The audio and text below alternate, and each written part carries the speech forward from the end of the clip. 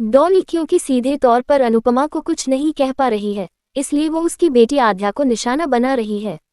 क्योंकि उसे लगता है कि अनुपमा ने उसकी बेटी मीनू को बढ़ावा देकर उसे गलत राह पर आगे बढ़ा दिया, इसलिए वो इसका बदला उसकी बेटी को दर्द देकर लेना चाहती है। घर में आग लगने से डिम्पी की जान चली गई और बावजूद इसके कि आद्या ने उसे बचाने की पूरी कोशिश की, डॉली उसे ही गुनाहगार मान रही है।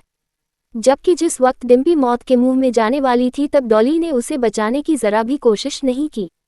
तपिश को पड़ेगा पैरालाइसिस अटैक। अब अनुपमा सीरियल में आगे आप देखेंगे कि तपिश को जब अपनी पत्नी की मौत के बारे में मालूम चलेगा तो वह भागा हुआ आशा भवन आएगा। अपनी पत्नी की लाश देखकर वो शॉक रह जाएगा और उस वक्त को याद करेगा जब डिम्पी बार बार उससे झगड़ा किया करती थी।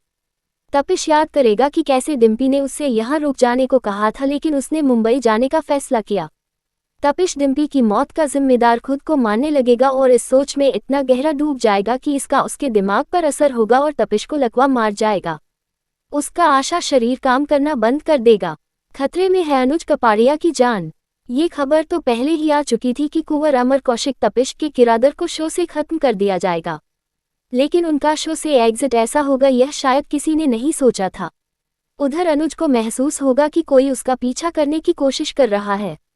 वह अनुपमा को इस बारे में बताने की कोशिश करेगा लेकिन नेटवर्क खराब होने के चलते नहीं बता सकेगा।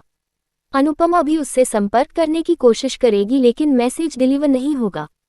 किसी तरह के खतरे को महसूस करते हुए अनुज कपाड़िया वापस अनुपमा के पास लौटने की कोशिश करेगा। आगे क्या होगा?